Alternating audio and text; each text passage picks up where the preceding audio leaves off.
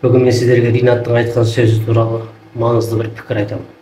Соңына дейін көріңіз. Сабыр сақтаңыз. Бұл қалаулым емес, маңызды нәрсе. Ұлт үшін, қазақ үшін, бірлік үшін.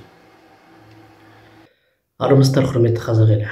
Бірнеше күннен бері телефондарыңызды ашып, қай жерге қарасаңыздар да Ринаттың әңгімесі болып жатыр ма? Кешелі бері менің телефонымда да маза жоқ. Өйткені кеше Ринатты қолдап, Ринатқа қолдау сұрап, бір бейне салып едім. Бір күннің ішінде 500 мыңға жуық қаралым жинаған. Оның 90%-ға жуығы менімен бірге Ринат Зайытов мырзаны қолдаған. Бұл да болса Ринат мырзаның халық алдында қаншалықты беделді екенінің бір дәлелі. Бүгін мен сіздерге сол кешегі бейнені салғаннан кейін менің парақшамда болған жаңалықтарды айтқым келіп отыр. Жалпы мен бұл бейнені Ринат Зайытов мырзаның халыққа берілетін 80 мың теңгелік төменгі жалақының жетпейтіндігі туралы, және де оның қалай жетпейтіндігі туралы жіпке маржандай қылып, жік-жікке бөліп, әдемі жеткізгенінен шабыт алып, кеше Ринат Зайытовқа қолдау сұрап бейне салған болатынмын.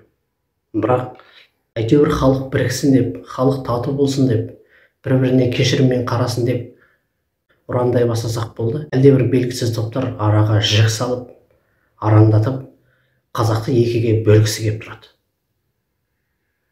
Оның бір дәлелі Ринат Зайытов мырзаның намазхандар туралы айтқан сөзі. Яғни 80% намазхандар алаяқтар деген.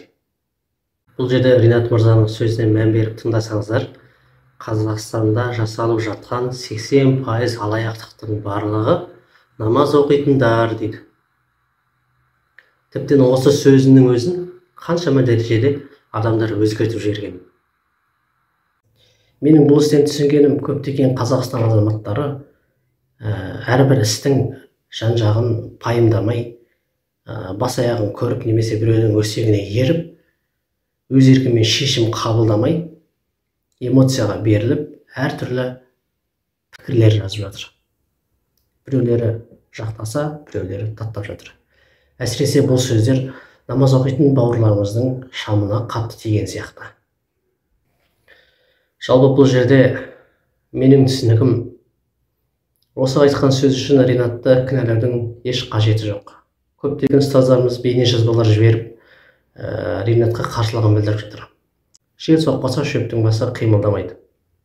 Шынымен де соңғы кезде елімізде неше түрлі діни ағымдардың еркін түрде етек алуы, және де интернет желісінде оранған қыздардың, хижаб киген қыздардың емен еркін ешқандай ислами тәрбиеден тыс жыртыңдап TikTok желісінде немесе Instagram желісінде отыруы осы сөзді айтуға мәжбүрледі. Зайытов мырзаның ішіне сыймай осы нәрсені айтқан болу керек. Бұл бір. Екіншіден, бұл жердегі бейнені толық көріп шықсаңыздар, Ринат мырзаның айтқысы келген ойы мүлдем басқа. Ринаттың дұшпандары бұл бейненің барлығын үзіп, кесіп, өзгертіп, әдейі арандату мақсатында интернет желісіне салып отыр. Мен Ринат мырзаны жақтағаным үшін исламға қарсы шығып жатқан жоқпын. Біз қазақ ата-бабамыздан өзімізді мұсылман санайтын елдердің біріміз. Біз адамға қарсы шықсақ та ешқашан Аллаға қарсы келмейміз. Алланың жалғыз екенін, және оның пайғамбарына, және оның Құранына, періштелеріне иман келтіреміз. Аузымызда бисмилләміз бар, көңілімізде әлхамдулилләміз бар. Бұл әр қазақтың жүрегіндегі өзімен Құдайына ғана аян иманы. Бұны сырттан көріп ешкім баға беруіне қақысы жоқ.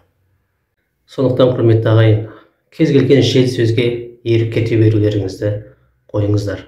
Бұл қысқасын айтқанда дін дұшпандарының қазақтың бірлігін, қазақтың татулығын көре алмай, араға ірткі салып отырғандығы. Сондықтан, құрметті қазақ елі, біріміздің кемшілігімізді толықтырып, біріміздің артық жерімізді кешіре білейік.